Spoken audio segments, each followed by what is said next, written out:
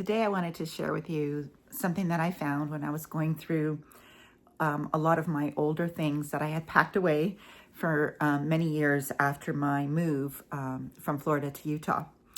And so I found this shawl.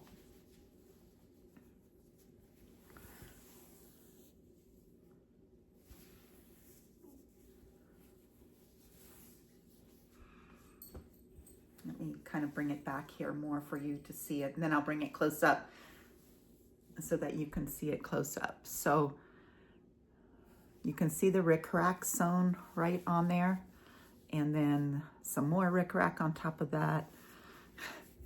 So my mother didn't have a lot of money. She was a single mom of 4 kids, and she was a student, a lifelong student at Stanford University with a full-blown scholarship there. She started the first Baltic department at Stanford University, and this is back in the 70s. So this was in the 60s that she had made this shawl. And I want to explain about this shawl, so let's bring it close up here. And what I want to explain about it is that this is her Latvian shawl. I'll put it on me here a little bit. That she would wear, so you wear it like this. She would wear her Latvian crown, her Latvian amber jewelry, and we all did too. She had all of us girls dress up like this too for our Latvian Song Festivals. And then underneath here would be her Latvian embroidered top, and we'd wear these folklore kind of skirts. So this goes over, and then you have a brooch, and you tie your brooch right here. So she didn't have a lot of money, and one of the things that she taught me was how to sew, but we didn't have a sewing machine. So she taught me how to sew by hand.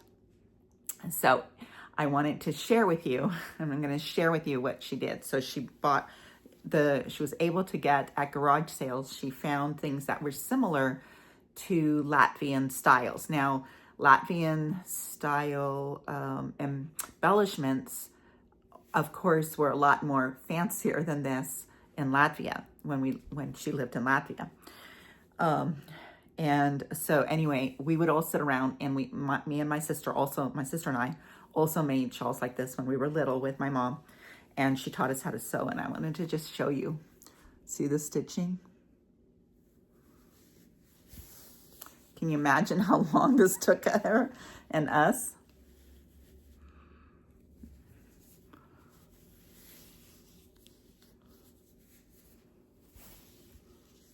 And then she frayed the edges of the fabric to make the fringe. You can see where she tried to tie it off the best that she could.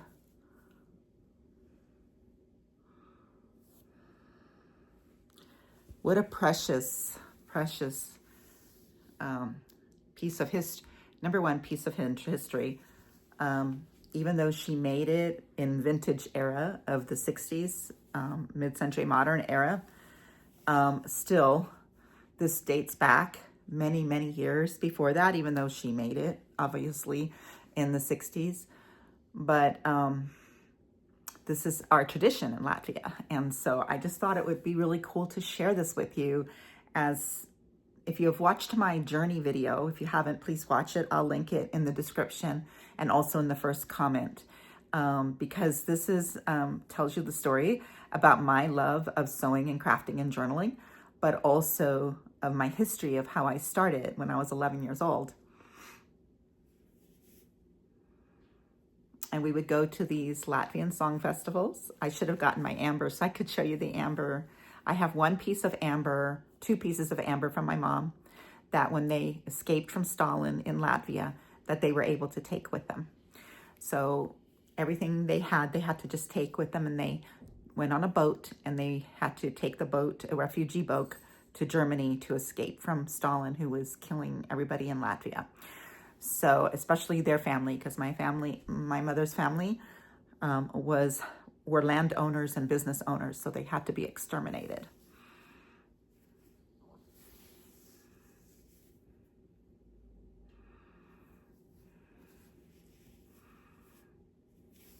I'll just show it to you one more time. It's so precious. Thank you. Thank you for allowing me to share this moment with you.